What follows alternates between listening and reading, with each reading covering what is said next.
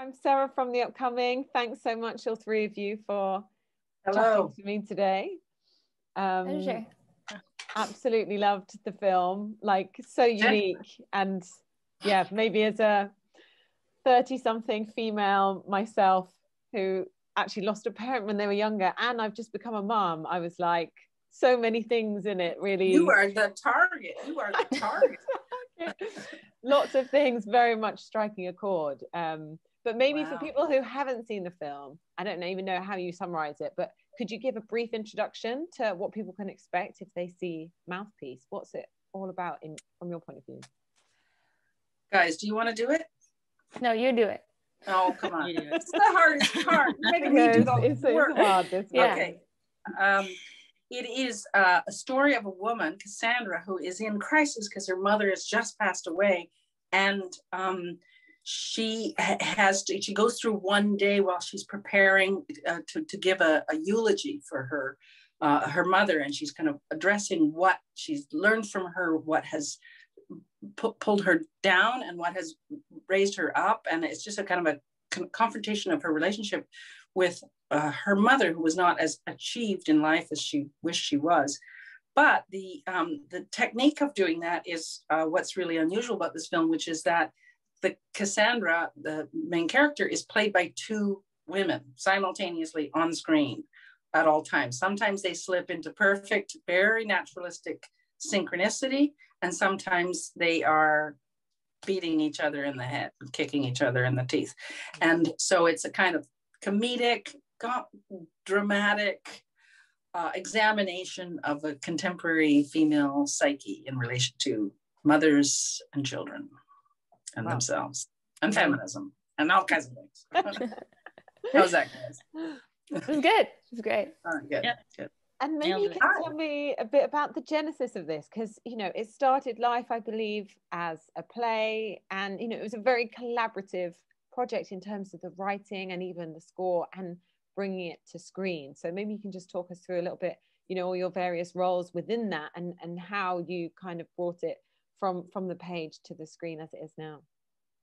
Why don't you guys start with that, because you started with the whole thing. Yeah, so Amy and I wrote Mouthpiece, the play. We started making it in 2013 and premiered the show in Toronto in 2015. And it was very much a project of our insides coming out. It kind of happened.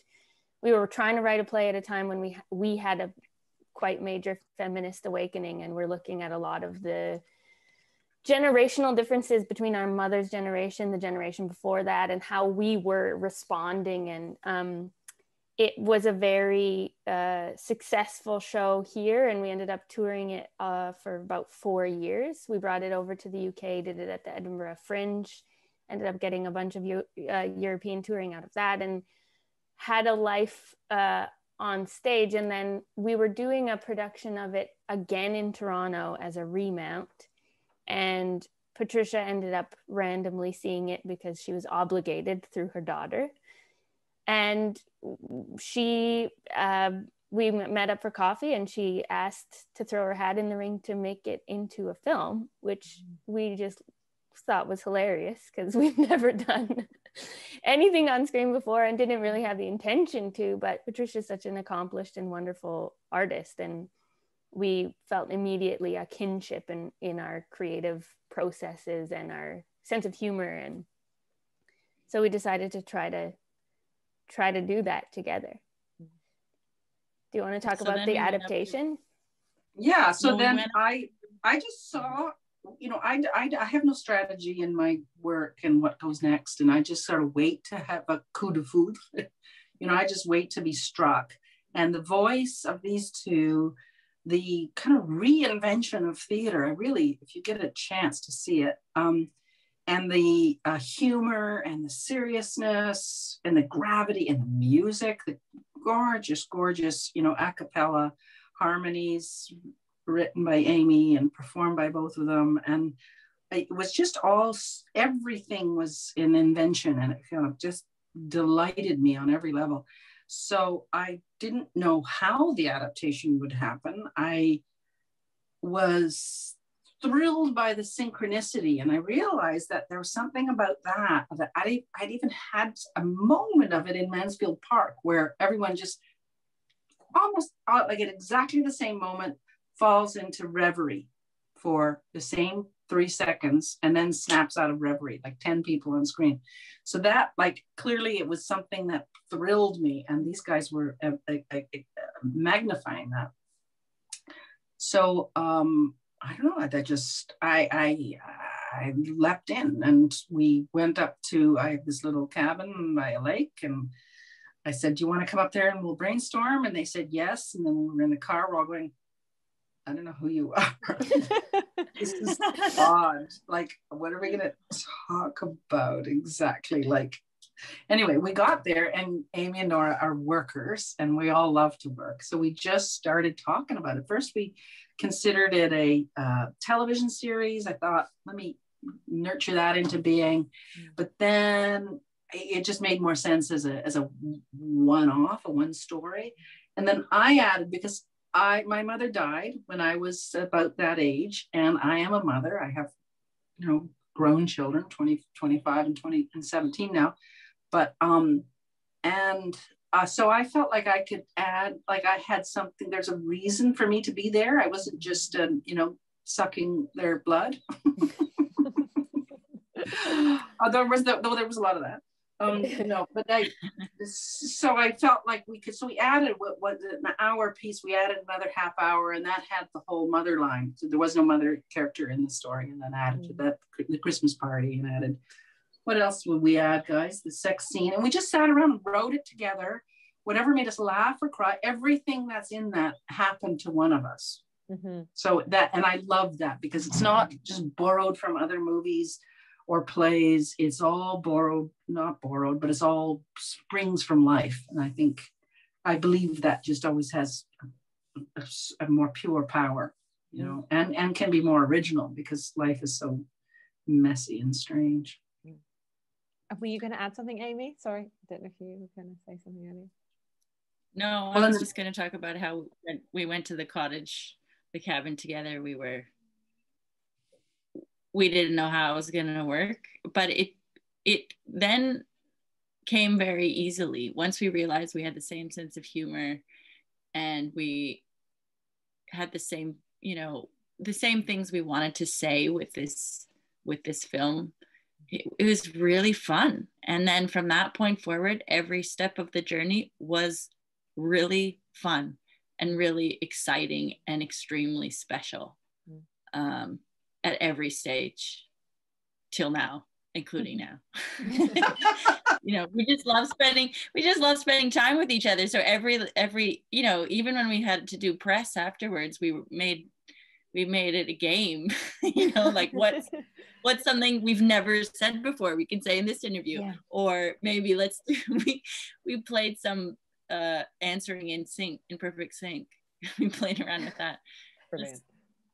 We were on a morning show, and then I gave, what was it, like a verbal cue or something? I said something, and then we would all cross our legs and put our hands up to our chins at exactly the same time on television. It was like, the woman didn't seem to even clock it or something. I don't know. It was just weird. But it was fun. Yeah. Oh, brilliant.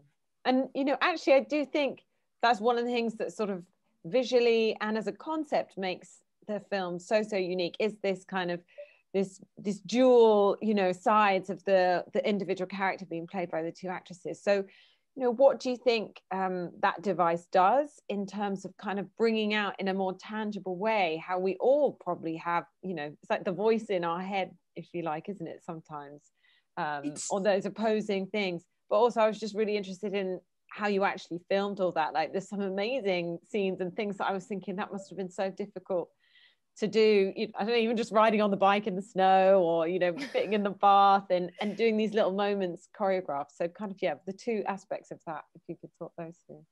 Well, Amy and Norah can speak to this, but the choreography, that's just work. That's just them repeating it, and that there's no trick to that. It's just over and over and over and over and over and over again until it's just as relaxed and real. This is what I love, because it would just be like hair behind the ears, just like the way you would, but both of them in exact, like there's something thrilling in that kind of mastery, I think. But we had the benefit of having spent 3 years making and then 4 years touring a show that involves a lot of doing that on stage. A lot of the play is in perfect unison. And so we had, like, going into the film, we had all this kind of in our toolbox of the ability, not also we know each other so well, and we kind of have an intimacy around our bodies, and our we kind of can predict each other's movements and words and ways because of that building of that show and then performing of that show for so long.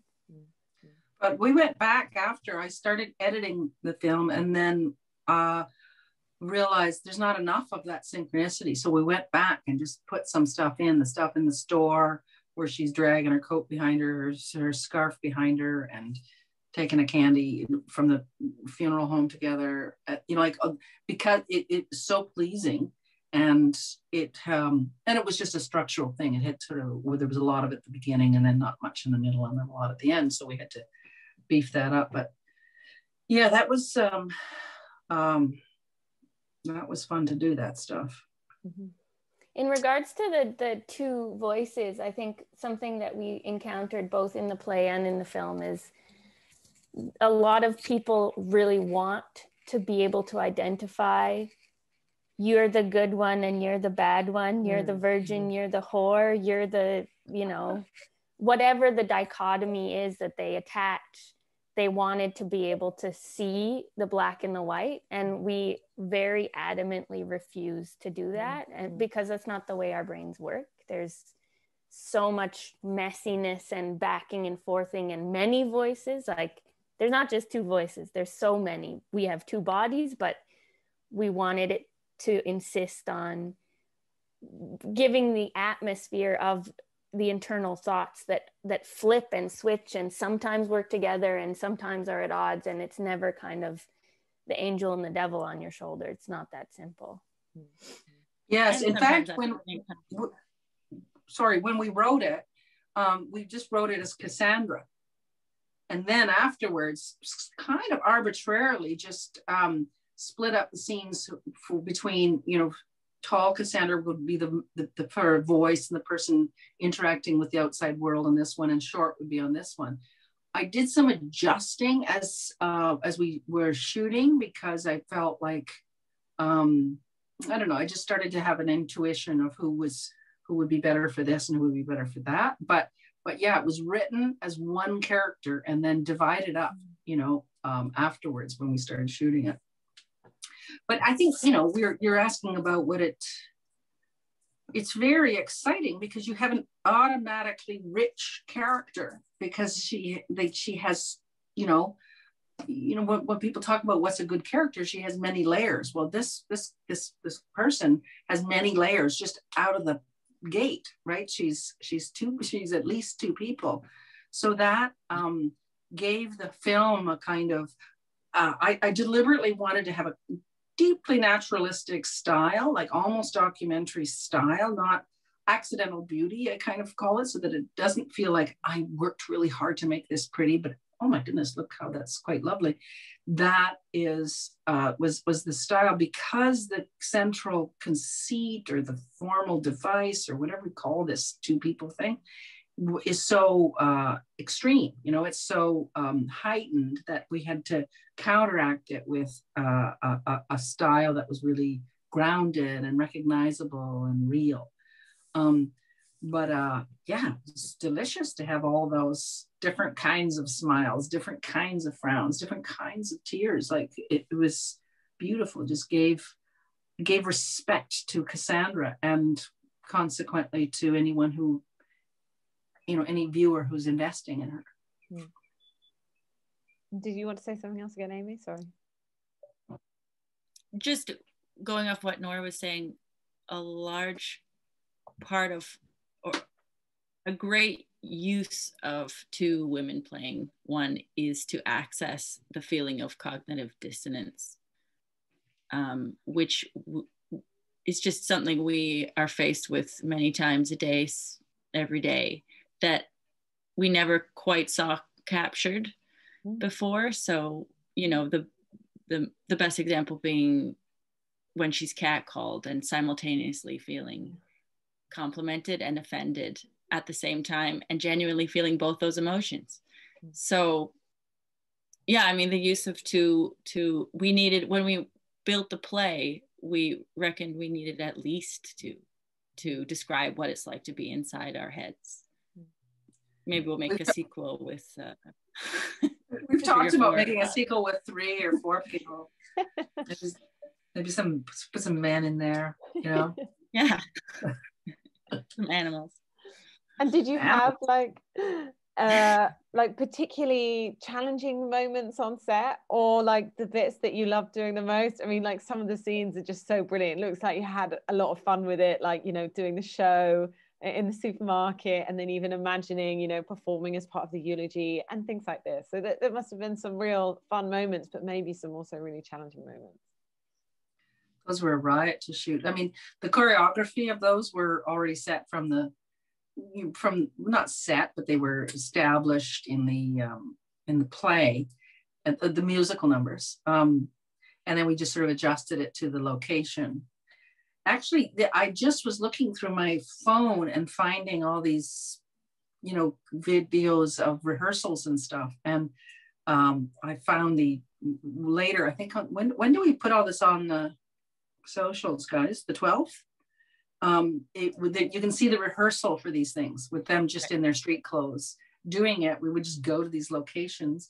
One thing that was really fun for me is when she was shopping for nylons, and she had to go to it's called the Toronto Eaton Centre. It's the giant, you know, cathedral of consumerism. And but they were going to charge us $50,000 just to show up there. And I'm thinking, yeah, but people can come in there with a camera. Why? So we just ignored that rule and went in there, put a nice winter coat over the camera. And then, you know, everyone had quiet little walkies on, and we shot it. And then eventually security got wind of it. And so I went up to them and I said, "Oh, wat mooi dat hier is. De motion van the Eaton Center is prachtig." And like, I just pretended that I didn't speak any, I speak Dutch, so I didn't speak any English. And then they were kind of like trying to be respectful of this foreign lady, but, you know, and I just kind of dominated them so that they could keep doing the thing that we had planned to do. So that was fun. And also on the streetcars, we didn't have any kind of crowd control. So I would kind of whisper, "Okay, 3, 2, 1, nose," and then they rub their nose together. 3, 2, 1, scarf, and then they adjust their scarf together. It's like, I love guerrilla shooting. Yeah, amazing. Yeah, so those are fun. I mean, difficult was the final eulogy that they had to do. There was no eulogy, by the way, in the play.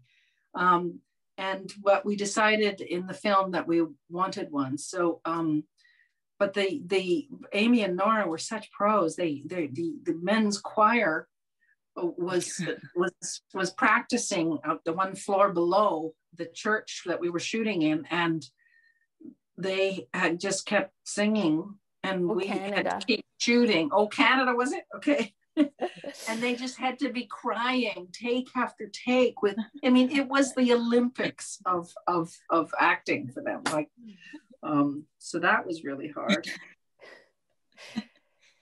I mean, for Amy and I, it was like, you know, such a trip from beginning to end to show up on a set with 50 people on it, where we're used to, like, you know, we have our own little theater company and we made that show in our bedrooms kind of thing, you know, renting basement yoga studios to practice choreography. And I remember the first day we showed up on set and was like, "What does that guy do? What is that woman? What are all these people doing here? Who are you?" Just like so thrilling to see. And then for people to come up to us and say, like, Cassandra would have these books on her bookshelf, and like they had opinions about this character we'd lived in and built ourselves. It was such a collaborative beautiful group of collaborators on the movie. Most of the keys were women, which just made it feel like they could put their own experience of being inside of their head in this film, and everyone is contributing their own parts to the film in a way that felt really inclusive. And we just like felt so safe with Patricia, because there was an immediate understanding that if we sucked, she would tell us. and that she knew she had the bigger vision, and so we could kind of be carried by her. But at every moment she was asking our opinion as well, so there was never a feeling of she's taking this away from us, it's being turned into something that we don't agree with. It was really the three of us were able to chime in on every decision that was being made, so it was just a thrill.